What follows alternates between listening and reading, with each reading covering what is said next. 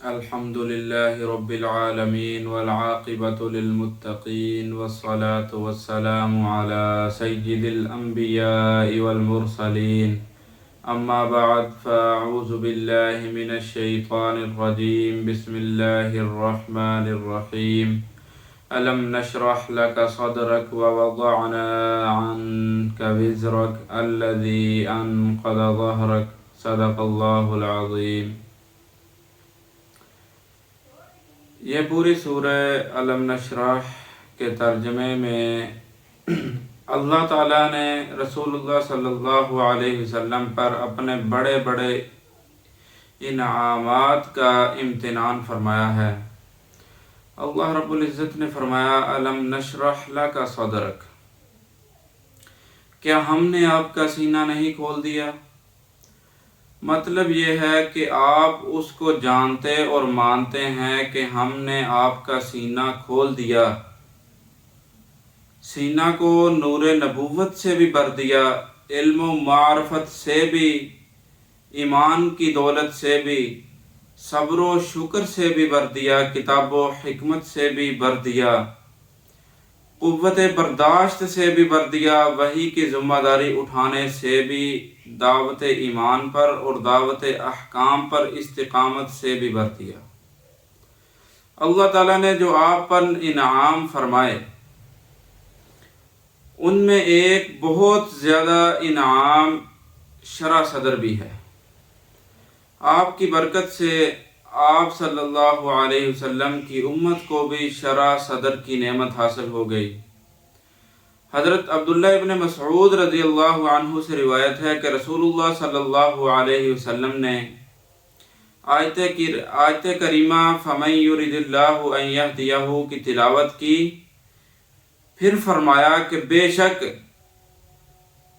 جب نور سینے میں داخل ہوتا ہے تو پھیل جاتا ہے۔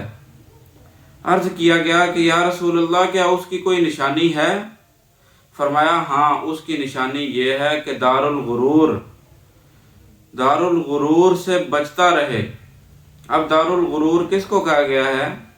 دار الغرور دھوکے والا گھر یعنی دنیا کو کہا گیا کہ دنیا سراسر دھوکا ہے۔ تو شرح صدر کی نشانی بیان فرمائی ہے کہ دار الغرور سے آدمی بچتا رہے تو وہ شرح صدر اس کو ہو جاتا ہے۔ اور پھر آگے فرمایا کہ دار الخلود کی طرف توجہ رکھے۔ اب دار الخلود کون سا ہے؟ یعنی ہمیشہ رہنے والا گھر، اس کی طرف توجہ رکھے۔ وہ گھر کون سا ہے؟ یعنی آخرت کی طرف اس کی توجہ ہو، قیامت کے دن کی طرف اس کی توجہ ہو، اور موت کے آنے سے پہلے اس کی تیاری رکھے۔ یہ تین نشانیاں ہیں شرح صدر کی۔ جس میں یہ تین نشانیاں پائی جائیں گی اس کو شرح صدر اللہ رب العزت کی طرف سے عطا ہوگا۔ بعض حضرات نے یہاں ان روایات کا ذکر بھی کیا ہے جن میں آن حضرت صلی اللہ علیہ وسلم کے قلب مبارک کو چاک کر کے علم و حکمت سے بھر دیا گیا تھا۔ اللہ تعالیٰ نے فرشتوں کو بھیجا جنہوں نے یہ کام کیا۔ ایک مرتبہ یہ واقعہ اس وقت پیش آیا جب آپ اپنی رضائی والدہ حلیمہ سعدیہ کے یہاں بچپن میں رہتے تھے، اور ایک مرتبہ معراج کی رات میں پیش آیا۔ اسی طرح کا ایک اور واقعہ حضرت ابو ہریرہ رضی اللہ عنہ سے نقل کیا ہے کہ اس وقت آپ کی عمر 20 سال چند ماہ تھی۔ یہ واقعہ کو بھی کئی لوگوں نے ذکر کیا ہے۔ پھر آگے اللہ رب العزت نے فرمایا وَوَضَعْنَا عَنْكَ وِزْرَكَ الَّذِي أَنْقَضَ ظَهْرَكَ، اور ہم نے آپ کا وہ بوجھ اٹھا دیا یعنی دور کر دیا جس نے آپ کی کمر توڑ رکھی تھی۔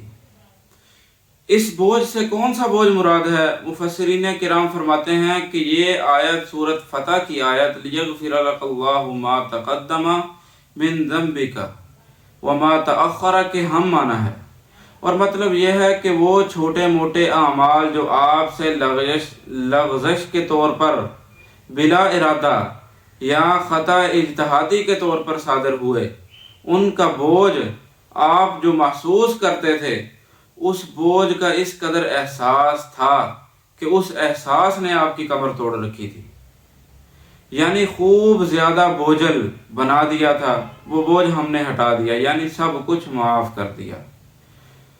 تو علامہ یوسف لدھیانوی فرماتے ہیں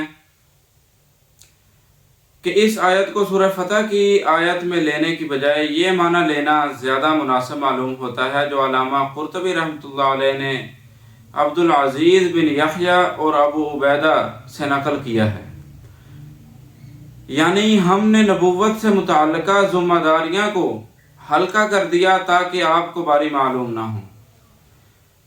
جو نبوت کے متعلق آپ صلی اللہ علیہ وسلم پر ذمہ داریاں تھیں، اللہ رب العزت فرماتے ہیں کہ ہم نے ان کو ہلکا کر دیا ہے کہ آپ کو بھاری معلوم نہ ہو۔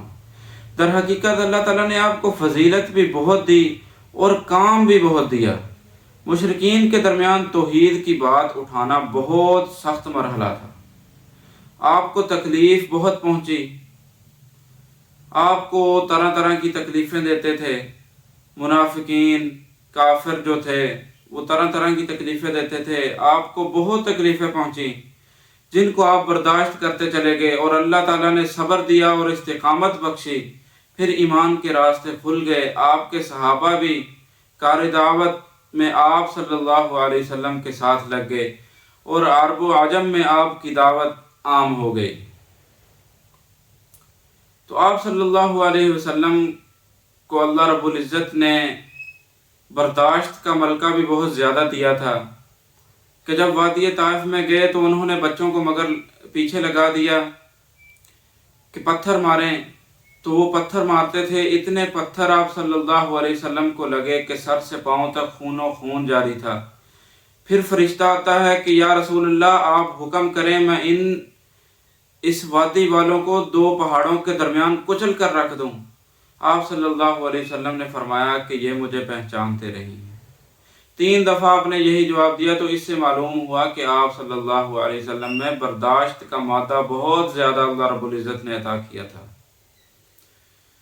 تو اللہ رب العزت نے ان 3 آیات میں آپ صلی اللہ علیہ وسلم پر جو انعامات کیے ان کا امتنان فرمایا ہے۔